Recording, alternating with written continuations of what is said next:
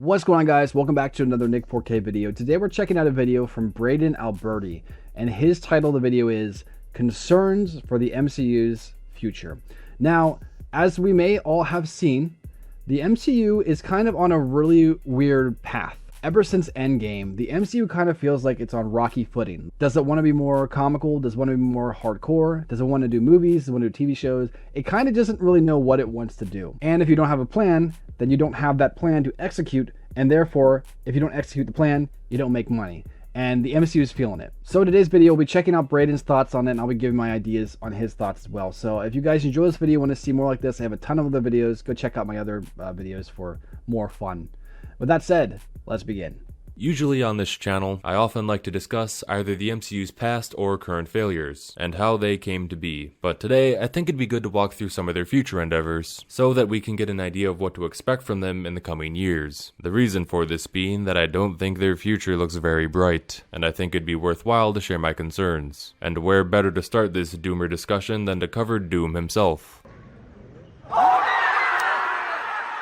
The revelation that Robert Downey Jr. will be returning to play this villain is old news by this point, but it's still worth talking about, because I can't imagine any scenario in which this casting choice was a good idea. Last we heard from Downey was that he was getting too old to play Iron Man, and he wanted to retire that role in pursuit of less physically demanding films. This notion was certainly reflected in his new diet for sure. So now what? Are we to expect a 160-pound Dr. Doom? The hope would be that this character would be portrayed as someone who is larger than life, and greatly intimidating, so much so that he could be a satisfying follow-up threat after Thanos. Are we to expect a Dr. Doom that tells jokes? Because humor was a major component to RDJ's Tony Stark. They already tried to attach his sense of humor to Ultron, and that failed miserably. You know, with the benefit of hindsight. So I highly doubt that would work any better with Dr. Doom. Is Victor Von Doom even going to be Dr. Doom? Or will they use some I just want to state this quick. I like Ultron. I thought he's really cool.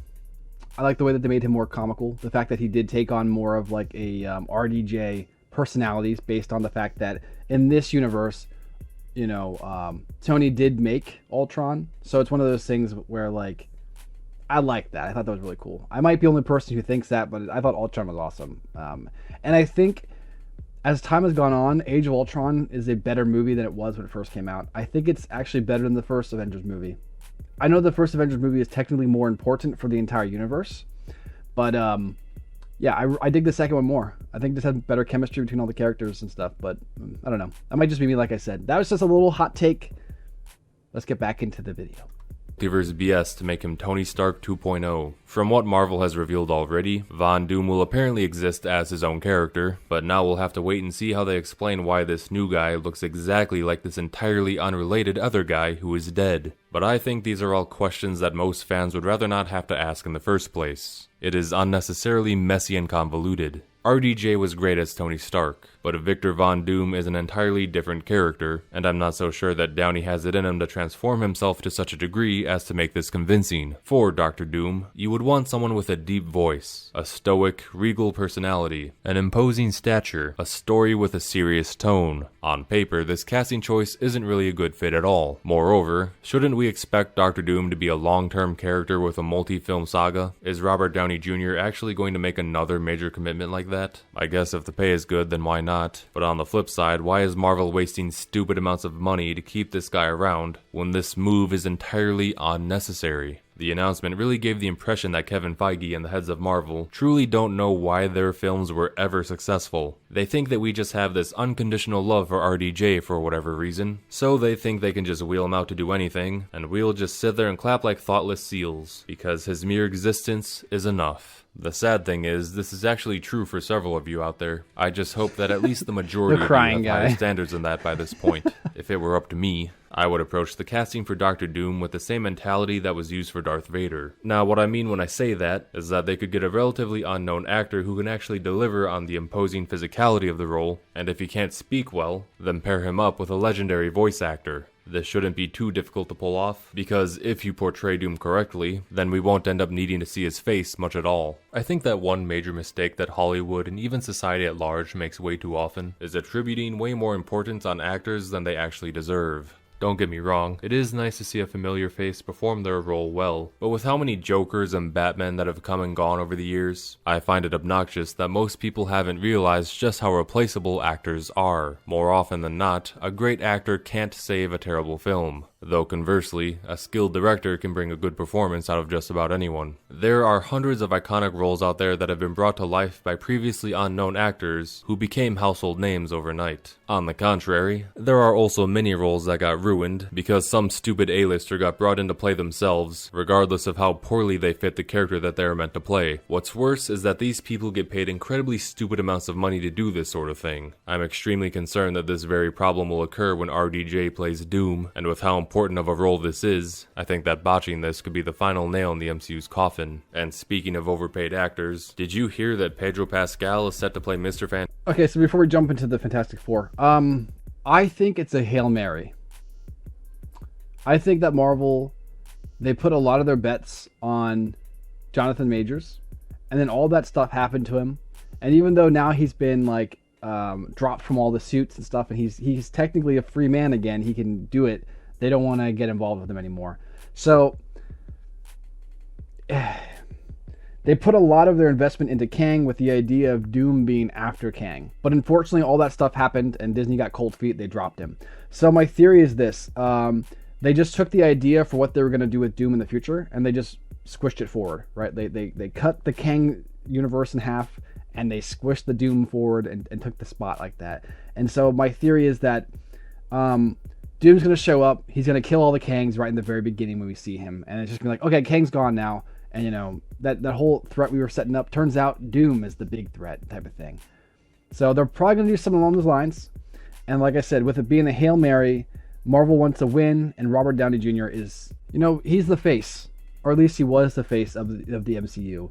So effectively what they're going to do here is a Dragon Ball Super. They're going to Goku Black Tony from a certain perspective. It's not actually going to be Tony. It's going to be a alternate universe of Tony where this is Victor Von Doom, or I don't know if it's actually going to be Victor. I actually think this is going to be like Doom, the first Doom or something like that. And then there's going to be another Doom who you mentioned who is more Darth Vader-esque, who's going to then take his role or something like that. I think that maybe this is a smokescreen and this Doom that RDJ is playing is going to be not the Doom we know.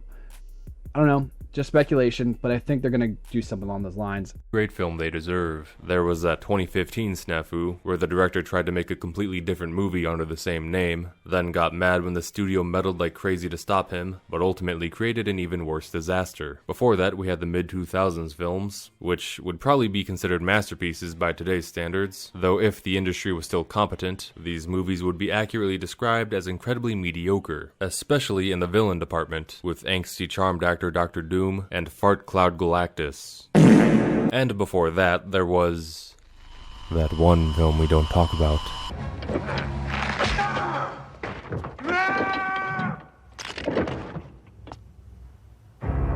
But that was all under the Fox umbrella, right? Surely the Fantastic Four would be treated with much more dignity and reverence now that they've returned back to Marvel, right?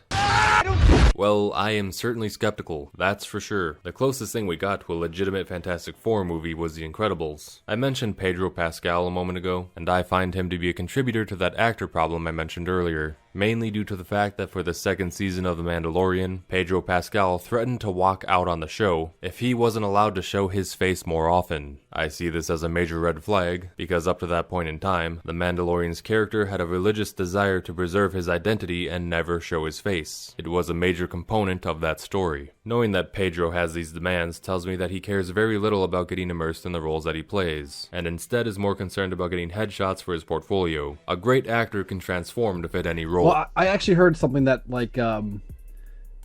he was always in the voiceover spot, which is nice. That means he was still getting paid just to do voiceovers, but he also wanted to actually be on set and working in the actual film. So that's why he wanted to see his face more often, because he wanted to actually be acting. So I'm sure there's both sides to it. I'm sure he did want more credit for his actual face being on the show, but he also wanted to actually be acting and not just in the voiceover booth at the same time.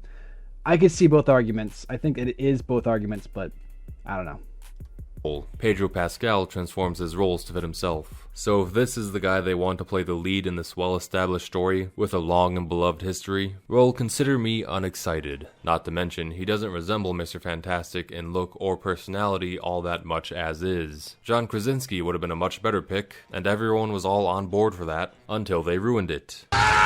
And like Robert Downey Jr., Pedro Pascal is quite old for someone who is just getting started in this franchise. I don't see him being able to portray the physicality of this character for very long. Plus, he's a major star right now. Is it safe to assume that Marvel is dumping ludicrous amounts of money on him for every minute he's on screen? If that's the case, it would seem like a terrible waste of money to me. So if you combine this casting with this weird Doctor Doom situation, along with the reveal that they'll have a gender-bent Silver Surfer on top of all of Marvel's latest flops, then this Fantastic Four movie is shaping up to be not so good. What also comes to mind is the fun statistic that every time a Fantastic Four member has appeared in the MCU thus far, they have undergone an instantaneous and humiliating death. Let's see if that trend continues. Next up on the docket, I'd like to talk about the upcoming Thunderbolts. Okay, I'm optimistic about the Fantastic Four movie. I do think that maybe the casting was weird. I like all the casting for the most part, but yeah, Pedro was an odd casting, but I also know that in Pedro's more quiet roles, he does do a pretty good job being more philosophical in the way that he holds himself. And so I think he might be able to play a cool, just like more relaxed Reed than what we've seen before. I think it'd be done well. I guess we're gonna find out. We'll see.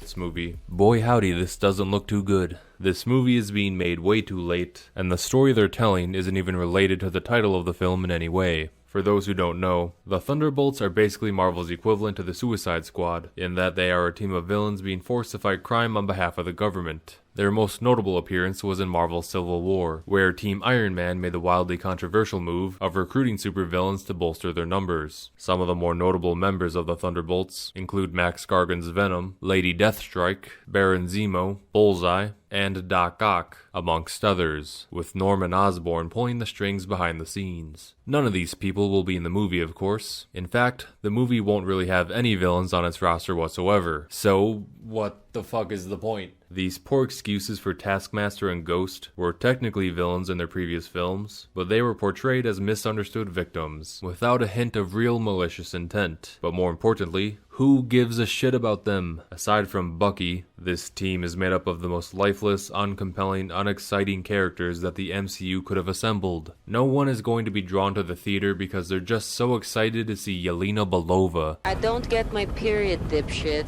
I don't have a uterus. Or ovaries. You guys hyped to see Ghost again? You know, that iconic character Ghost that everyone just can't stop talking about? Because Ant-Man and the Wasp was such a great movie? Or how about Red Guardian? Excited to see him lose more fights? Taskmaster actually was on the comic book roster, but as tradition goes, the character in the comics is nothing at all like the character in the movies, and just having a person there with the same name doesn't really mean anything. Or how about US Agent? Because we simply don't have enough super soldiers. We gotta just keep piling them on. There's no time for Ghost Rider in this franchise, but US Agent? Let's give that guy a show and a movie. Can't get enough US Agent. Steve Rogers is long gone, but US Agent is here to fill that void. Don't we all just love US Agent? At least if She-Hulk was there, we could have someone to point and laugh at, but the rest of these yokels are just plain boring. Look at how colorless and dull they are when compared to the team from the comics. Who is this meant to appeal to? It certainly doesn't help that the trailer looks like a fan film on a shoestring budget. Why is Marvel even bothering to push forward with this? The Civil War storyline is long gone. Their films haven't even produced any villains that would be interesting enough to fill a roster with. And all this to say, it's not going to be a Thunderbolts movie at all. It's false advertising yet again. And it's going to be yet another of Marvel's many disasters. Speaking of disasters, we ought to talk about this new So my thoughts on the Thunderbolts is I think it's going to be pretty good. I think it's going to be a surprise, in fact. I think people are going to be surprised by how good it is. I don't think it's going to be amazing. We're not going to see it hit levels of like the Winter Soldier. It's not going to touch that. But I think it's going to be pretty good, and it's going to do a good job of reintroducing these characters to a lot of people, because a lot of the people who don't watch the shows or maybe kind of fell off after Endgame they don't know a lot of these characters. And the ones they do know, they don't really care about. So really, they know that people like Galena, and they know that people really, really like Bucky. And those are the two main characters of the Thunderbolts, and then everyone else is kind of with their squad. I think that's a smart way to go about it. I think that's actually the reason why Bucky's even in the movie in the first place, was really to have that character there.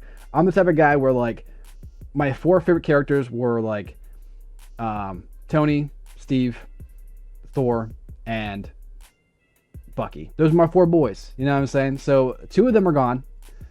The third one kind of messed up the last time I saw him in Love and Thunder. And so the 4th one, which is Bucky, that's my boy. And so regardless of how much I dislike or like what the MCU is doing, I'm on board until Bucky is gone. Now, with that said, I'm not going to pretend like Thunderbolts looks like it's amazing, because like I said, it's probably going to be pretty mid, but I think it's going to be a good mid, right? And I think that's something. We're getting somewhere with it. For sure, out of the 3 movies coming out in 2025, I think that the Thunderbolts is probably going to be received the best, and I think it's also going to be overall the one that we remember as the good one when it comes to this year. I think that the Fantastic Four is also going to be considered pretty alright, but I don't know about Brave New World. He's about to cover that right now. Let's check it out. Captain America movie that doesn't have Captain America in it. Why don't we recap the Captain America saga to remind ourselves how we got to this point? The first Avenger was about a weak man whose strong morals granted him the ability to become a super soldier known as Captain America, so that he could save his country and the world at large during its Second Great War. Unfortunately, doing so meant he would have to sacrifice himself and give up all he once knew, including his friends and lover. When it came time for the sequel, The Winter Soldier, Captain America was rescued from his icy prison many decades later and found that modern society had changed so much that it had become completely alien to him. The more innocent ideals of the past were forgotten, along with all that he knew and loved. His new mission is to restore the greatness and trust of his generation back into society, as well as building new friendships and a new life for himself in this new era. However, things get complicated when his closest friend from the past returns as a new enemy. This carries over into the third film, Civil War, where Captain America's 2 worlds collide. His new modern friends are at odds with his best friend from the past, but Captain America will go through great lengths to redeem his old friend, even if it means jeopardizing the new life he's been building up, because he would rather risk it all than allow an undeserving man to die for reasons beyond his control. This brings us to the 4th movie, where none of the previously mentioned characters are involved. Instead, we will watch a bird fight the president for some reason. How did we get here? Well, it's because between films, Captain America made peace with his modern friend, whom he just had a falling out with. Then said friend died. Then Captain America decided that the well-being of his old friend, and the new life he was building up, didn't really matter to him that much after all. So he abandoned all of it on a whim, in order to reunite with his love from the past, whom he never actually went on a single date with, and was less romantically involved with than his current girlfriend, who he abandoned. Then he returns to the modern world as an elder to pass on his mantle. To be fair, Peggy's pretty hot. You know what I'm saying? So, if there was going to be a woman that you would leave your whole life for, Peggy's pretty hot. I mean, you can... It is what it is, you know? Not to his old friend, who is also a super soldier from another time that has similar morals and is in need of a new super persona. No, instead he will give the mantle to his bird friend, who is not a super soldier and would not be able to wield his shield as effectively, and who already is mostly bulletproof, so he doesn't even need the shield in the first place. He is also someone with an already well-established super persona, and is someone Captain America did not know for a very long time, comparatively speaking. Why did Captain America make this decision? Because his writers made race a higher priority than the story. That's quite literally the only reason. And now Birdman is somehow going to fight a Hulk. Because this is exactly what the first 3 films are building up to, right? Yeah, we'll just have Falcon face off against Thunderbolt Ross, that classic Captain America villain. Not to be confused with the oddly timed Thunderbolts movie, which is also coming out soon, and is where we will find Bucky instead. And if this all seems bass-ackwards, well, that's because it is. On the topic of Thunderbolt Ross, this take may be controversial, but it needs to be said. Red Hulk is a dumb concept. General Ross was way more interesting when he was just a man trying to take down this uncontrollable beast. Hulk already had many other strength-matching villains, like Abomination, Bi-Beast, the Wendigo, and many others. So the inclusion of a second Hulk, who doesn't have the control weaknesses of the first Hulk, is just a waste of paper and ink. And his existence completely misses the point of why the real Hulk and Ross exist in the first place. Ross is a normal man, trying to take control from a creature that has no control to give. Giving Ross complete control over a relative power just makes the whole conflict seem redundant. On top of that, what little appeal the Red Hulk had was that his identity was a big mystery when he first showed up, and a big investigation had to be conducted to figure out just who he was. But I guess the writers of this film don't care about it as much as the rest of us. Okay, I understand where he's coming from with this, but I think Red Hulk is a cool idea. I like the idea of what Red Hulk is. Do I like him for a villain for Sam, though? I don't know. I see that argument completely. While I disagree with Red Hulk being a waste of ink and never should have been a thing, I agree with him saying that Falcon should not be taking on Red Hulk his first time around. My theory is this. I actually think what they're going to do is they're keeping it on the down low, though. But this fight, Sam's not going to be necessarily trying to fight back. He's just going to be trying to, like, protect everybody else. So effectively, like, there's going to be a bunch of other civilians around the area, and Sam's like, okay, if I can keep the Red Hulk's attention on me, then these other civilians can get to safety until the real Hulk comes to fight. I think that's pretty much what the storyline's going to go about, which is going to be pretty cool. It can be cool if it's done right? But it's also one of those things where it's like, can they do that? Another thing about this movie that I said in the previous video is that I kind of hope that Sam gets a little bit of a super soldier serum in him. And it doesn't have to be like a super powerful one like Cap and Bucky have. It could just be like that one guy in the Incredible Hulk movie, the guy who becomes the Abomination. Before he becomes the Abomination, if you remember, he fights the Hulk. And he's like a super soldier, but he's not like a super soldier, right? He's just like an enhanced human from a certain perspective. I know Sam's supposed to be like at peak of power when it comes to humans without going that full strength. And he's going to be more like tech-based and less actually like based on a serum. So he has like his suit. It's going to be able to effectively allow him to take on the Red Hulk. But I do kind of hope they give him a little bit of super serum. It doesn't have to be like over the top, like I said. Just a little something that would kind of help feed the idea of like how he's so good. You know, how he's able to keep up like this. Not just his tech, but he also has the physical prowess from some type of serum. I know that in the comics, Sam doesn't get that, and it's all his suit. His suit is just like a tech-based, not an Iron Man suit, but like a almost Iron Man suit type of thing that allows him to fight like that. But I hope they give him a little bit of extra power. I think that'd be really good for his character, and it would make a lot of this stuff make more sense. So that's just my thoughts. Let's continue. So they just aren't going to bother with that element of the story. Abolish Red Hulk. He stinks. Anyway, I'm sure this movie won't also be incredibly inflammatory due to it having an antagonistic old white president appearing hot off the heels of an extremely heated real-life election. Nah, I'm sure this movie won't make any parallels, won't paint anyone in a bad light, and won't try to send any political messages whatsoever. You've got to do better, Senator. Can't wait. Another project around the corner is the return of Daredevil, alongside Kingpin and the Punisher. The old Daredevil series was pretty magnificent, and the news of its return should be more exciting, if only we didn't just see the Kingpin get manhandled by children, and see Daredevil perform a walk of shame after a one-night stand with the Green Gremlin of the Uncanny Valley. Now, I, like most of you, want this show to be good. We don't want this to fail. But we've also wanted that for every Marvel show that's come and gone. But with Marvel's recent track record, I'd say it's more than fair to be skeptical in their ability to recapture the magic that made the first series so enjoyable. The more likely outcome is that Marvel will continue to drag these once beloved characters through the dirt, and taint everyone's image of how great they should be. I hope I'm wrong, but we'll see. Lastly, for this video, we should talk about the Blade film, or lack thereof. Blade is an original black character within Marvel, who is beloved by fans, and who has already proven to be a box office draw in a pre-MCU era. Blade should have been an easy moneymaker for Marvel, but instead of portraying this character the right way, they continue to phone in their scripts that push Blade to the side in favor of female leads that have messages to deliver.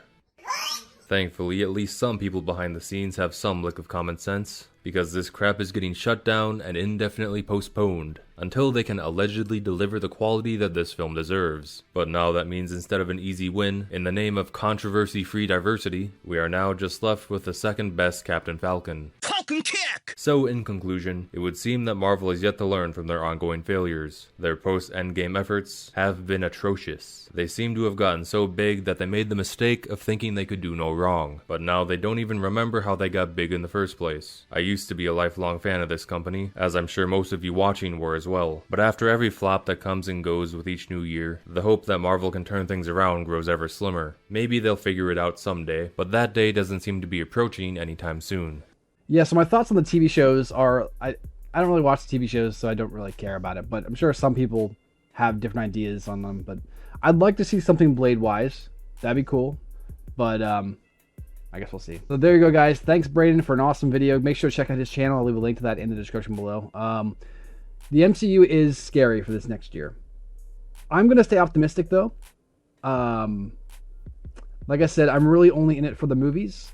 The TV shows I'll sometimes check out, but really it's the movies. But how do you feel? Off the 3 movies that are coming out this next year, which one do you think is going to be the best, and which one do you think is going to be the worst? Let me know in the comments below. Make sure to like, subscribe, and turn on notifications for more. And if you want to check out more videos from me, there's a little bubble around here. You can click that, and you can check out more of my videos. But that's it for now, guys. I'll catch you next one. Peace.